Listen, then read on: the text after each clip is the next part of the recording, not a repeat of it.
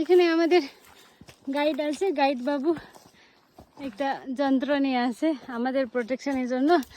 আর আমরা পাহাড়ে উঠতেছি উঠতেছি উঠতেছি উঠতেছি। ডেস্টিনেশন এখনো পৌঁছেনি। আমরা কত কিলোমিটার আসলো উপরে?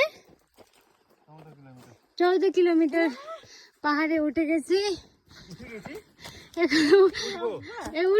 উঠতেছে তো 14 কিলোমিটার। উঠবো না, উঠতেছি।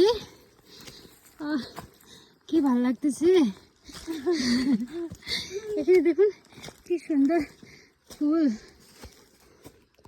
এইসব দেখতে খুব ভালো লাগে। দেখছে।